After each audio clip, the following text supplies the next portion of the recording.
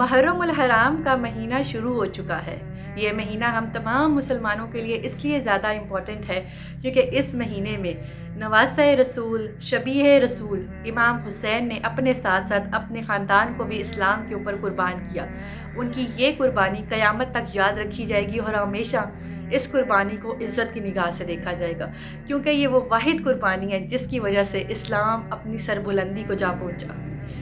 اب محرم الحرام میں یہ چیز بڑی کنفیوز کر دیتی ہے سب لوگوں کو کہ آخر جو 10 محرم کا دن ہے اس میں جو شام غریبہ منائی جاتی ہے وہ کیا ہے۔ بہت سے لوگوں کو نہیں پتا کہ شام غریبہ کیا ہے، شام غریبہ کا مطلب کیا ہے اور شام غریبہ کیوں منائی جاتی ہے۔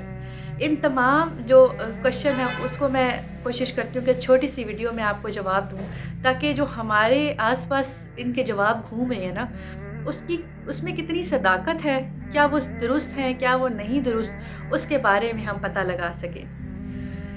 اور امید ہے کہ جب بھی آپ کوئی چیز ایسی دیکھیں نا تو اس کو پہلے تصدیق کر لیا کریں کہ وہ ٹھیک ہے بھی یا نہیں، تاکہ اگلے لوگوں تک پہنچانے سے پہلے وہ فلٹر ہو جائے انفارمیشن، اور جیسے جیسے وہ آگے انفارمیشن پہنچے گی تو لوگوں کو مشکل پیش نہ آئے، ٹھیک ہے، لوگوں میں نفرتیں پیدا نہ ہوں۔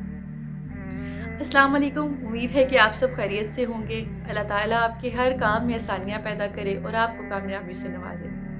اصل میں یہ چیز بڑی پرابلم کریٹ کر دیتی ہے جب ہمیں کوئی چیز پتہ نہیں ہوتی۔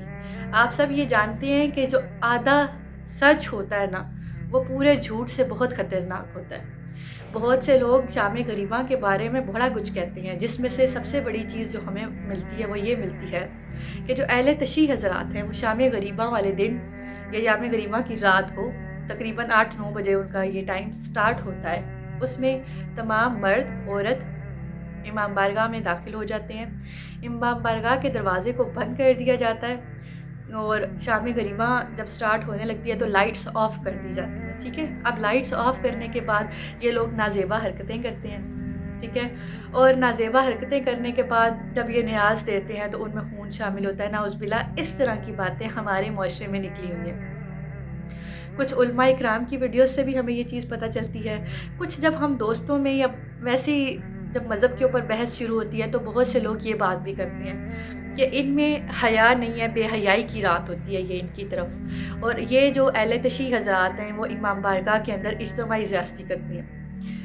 اب اس بات میں کتنی صداقت ہے دیکھیں، جہاں تک میں نے اس چیز کو سرچ کیا، میں نے اس چیز کو نوٹ کیا، اور یونیورسٹی میں بھی میری فرینڈز کچھ اہل تشیع تھی، وہ مجھے ایسے بالکل بھی نہیں لگی، اور یہ بات غلط ہے جو بات ہم تک پہنچائی ہے۔ چھوٹے ہوتے وقت ہمیں بھی ایسے لگتا تھا، لیکن جب انسان علم حاصل کرتا ہے، تحقیق کرتا ہے، کسی بات کو جاننے کی کوشش کرتا ہے تو وہ اس نتیجے پہ پہنچتا ہے کہ ضروری نہیں ہے کہ جو بات ہمیں پتہ چلی تھی اس میں صداقت ہو یا وہ درست ہو۔ یہ بات ٹھیک نہیں ہے۔ شام غریبہ ایکچولی اس چیز کا نام نہیں ہے، ٹھیک ہے، اور نہ ہی شام غریبہ میں نازیبا حرکتیں ہوتی ہیں اور نہ ہی بے حیائی ہوتی ہے۔ اس میں کیا ہوتا ہے، اس میں بیسیکلی یہ ہوتا ہے کہ جب شام غریبہ شروع ہوتی ہے تو ان کا ایک سٹائل ہے، ٹھیک ہے، مجلس کا ایک سٹائل ہے ان کی طرف، وہ ایسے ہوتا ہے کہ تمام لوگ 10 محرم کو رات کو 8 یا 9 بجے مجلس میں شامل ہوتے ہیں، امام بارگاہ میں شامل ہوتے ہیں، اور جب ذاکر آتا ہے سٹیج کے اوپر اپنی تقریر بیان کرنے کے لیے تو لائٹس آف کر دیتا ہے، ٹھیک ہے۔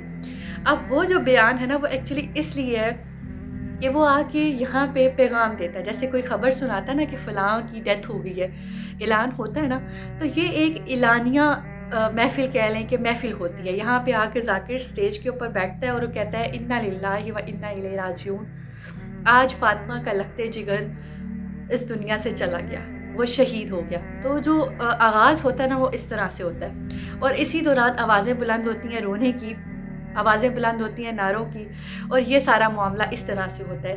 یعنی شام غریبہ غریبوں کی شام، اور غریبوں کی شام کیوں کہا گیا ہے کہ ظاہر ہے ان کا قافلہ لٹ گیا، ان کے قافلے کے سپہ سالار کو شہید کر دیا گیا، امام حسین اور ان کے ساتھیوں کو بے دردی سے جو ہے وہ شہادت ان کو ملی، وہ ان کو شہید کیا گیا، تو جو بیویاں اور بچے رہ گئے تھے ان کو انہوں نے قیدی بنایا یزید کی فوج نے، اور ان کو گھسیٹتے ہوئے کوفہ کی طرف لے گئے، ٹھیک ہے۔ تو ظاہری سی بات ہے جن کے سربراہ چھن گئے ہوں، جن کا سامان چھن گیا ہو، جن کے سر کے اوپر سے جو ہے چادریں کھینچ لی ہو، تو وہ غریب ہوئے نا۔ تو غریب اسپیسیفکلی جو ٹرم یوز کی جاتی ہے وہ جو قافلے میں بچنے والے حضرات ہیں ان کے لیے کی جاتی ہے. اور ان کی شام کیسی تھی، یعنی جب وہ لوگ شہید ہوئے، یعنی جتنے بھی امام حسین کے لشکر میں لوگ تھے 72 وہ شہید ہوئے، صرف زین العابدین بچے تھے اس لشکر میں، کیونکہ وہ بیمار تھے اور وہ جنگ کے لیے خیمے سے باہر نہیں آ سکے تھے. تو ان کو لے کے جایا جا رہا تھا. تو ایک یہ ان کا وہ پیغام تھا اس سفر میں، جب ان کو واپس لے کے جایا جاتا ہے شام غریبہ میں اس سفر کا حوالہ دیا جاتا ہے، اس سفر کے اوپر گفتگو کی جاتی ہے، نہ کہ یہ کیا جاتا ہے کہ آپ لوگ نازیبا حرکتیں کریں، خدا نہ خواستہ فزیکل ریلیشنز وہاں پہ قائم کیے جاتے ہیں. اس طرح کی چیزیں ہمیں بتائی جاتی ہیں بٹ ایکچولی ہوتی نہیں ہے. اور یقین جانیں یہ بہتان ہے. ہمیں ان لوگوں سے اختلاف ہو سکتا ہے، یعنی اہل تشیعوں سے جو دوسرے فرقے والے ہیں، جو دوسرے مسلک والے ہیں، ان کو اختلاف ہے، لیکن اس نفرت کو اتنا نہیں بھڑکا دینا چاہیے کہ کسی کے اوپر ہم تہمت لگا دیں. ان کے ساتھ اختلاف اپنی جگہ پہ، وہ عقلی دلائل پہ آج بھی وہاں پہ موجود ہے اختلاف، لیکن کسی کے مسلک کے اوپر اتنا گھنونا الزام اور بہتان لگانا میرے خیال سے آپ کی تربیت میں یہ چیز شامل نہیں ہونی چاہیے. اسلام اس چیز کی اجازت نہیں دیتا. میں نے کچھ دن پہلے ایک پوسٹ بھی لگائی تھی، اس میں یہ لکھا، میں نے بتایا تھا کہ میں نے ایک پوسٹ پڑھی جس میں حضرت عمر کو جو ان کی شہادت تھی اس کو نا خلاصے کے طور پہ بیان کیا گیا تھا. اور وہاں پہ نیچے میں نے کامنٹس جب کھولے تو وہاں پہ ایک اہل تشیع حضرات نے بڑی گالی دی ہوئی تھی اس بندے کو جس نے وہ پوسٹ لگائی تھی، خلاصہ بیان کیا ہوا تھا. تو میں نے جب یہ پوسٹ لگائی تو کافی سارے لوگوں نے کہا کہ آپ ہی جو ہے نا، آپ نے ان کو بھائی کیوں بولا، کہ اہل تشیع بھائیوں نے گالی کا استعمال کیا ہوا تھا، بلکہ آپ نے ان کو اہل تشیع بھائی نہیں کہنا چاہیے تھا، ان کو لعنتی، بغیرت اور اس طرح کے نا ورڈز اور بھی تھے، آپ نے وہ بولنے چاہیے تھے. میں نے ان سے یہ بات کہی تھی کہ یہ میری تربیت میں چیز شامل نہیں ہے. دیکھیں آپ خلفائے راشدین کو دیکھیں، کیا ان کے دور میں نہیں ہوتی تھی یہ سب چیزیں؟ ان کو تو زیادہ تکلیفیں ملتی تھی نا، تو کیا انہوں نے تربیت کا دامن ہاتھ سے چھوڑا؟ اور حضرت محمد صلی اللہ علیہ وسلم نے تو تربیت ہی حضرت حسین کی ایسے کی. ان کو تو بچپن سے پتہ تھا کہ کربلا کے مقام پہ انہوں نے اپنے خاندان کے ساتھ شہادت نوش فرمانی ہے. تو کیا انہوں نے کوئی لشکر تیار کر رکھا تھا؟ اگر وہ چاہتے تو کیا وہ اپنے لیے لشکر تیار نہیں کر سکتے تھے؟ بلکہ انہوں نے کیا کیا؟ انہوں نے اسلامی اصولوں کو توڑا. انہوں نے اپنی جان بچانے کے لیے کیا غلط الفاظ استعمال کیے؟ کیا جنگ کا اعلان کیا؟ تو پھر میں کون ہوتی ہوں کہ میں کسی کو گالی دوں؟ اگر کوئی شیعہ حضرات میری ویڈیو دیکھ کے نیچے گالم گلوچ کرتا ہے تو وہ میری قبر میں تو نہیں جائے گی، وہ اس کی قبر میں جائے گی. میرا کام تفرقے کو روکنا ہے. اللہ تعالیٰ نے خود کہا ہے کہ زمین پہ فساد مت کرنا. زمین پہ فساد کرنے والوں کو اللہ کی ذات پسند نہیں کرتی. تو پھر میں کیسے کسی کو گالی دے سکتی ہوں؟ ان سے اختلاف اپنی جگہ پہ.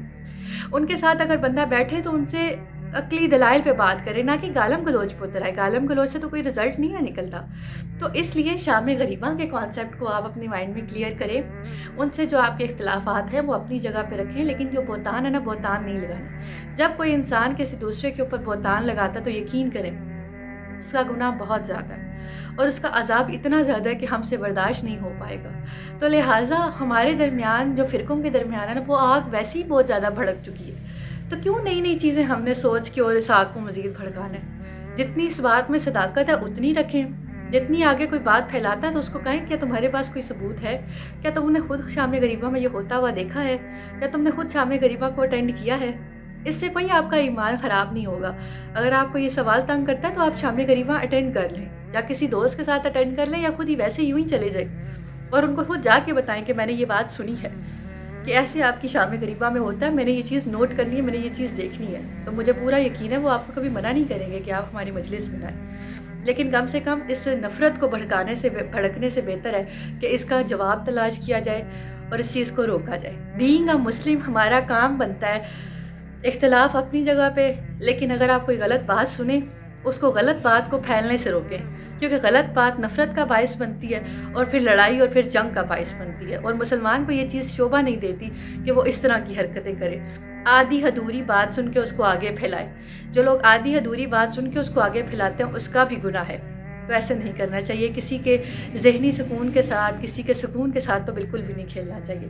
امید ہے کہ یہ سب چیزیں آپ کو سمجھ آ گئی ہوں گی، کلیئر ہو چکی ہوں گی کہ شام غریبہ میں ایک اعلان کیا جاتا ہے کہ آج فاطمہ کے لگتے جگر شہید ہو چکی ہیں، اور آگے جو ان کی بیویوں کا سفر ہے، اور پھر اس میں حضرت جو زینب ہے ان کا جو خطبہ ہے یزید کے دربار میں، اس کے بارے میں بات کی جاتی ہے، حضرت سکینہ کی تکلیفات کے بارے میں بیان کیا جاتا ہے۔ تو یہ جو ایک شہادت کے بعد کا جو ہے نا سلسلہ، اس کو شام غریبہ میں شامل کیا جاتا ہے، اس کو ایک موضوع گفتگو بنایا جاتا ہے، موضوع مجلس بنایا جاتا ہے، اور اس کو جو ہے نا وہ بتایا جاتا ہے، وہاں پہ جو بھی لوگ آئے ہوئے ہوتے ہیں ان کے ساتھ شیئر کی جاتی ہیں یہ بات، ٹھیک ہے؟ اس میں ایسا بالکل بھی نہیں ہوتا جیسے ہم نے سن کے رکھا ہوا ہے، ٹھیک ہے؟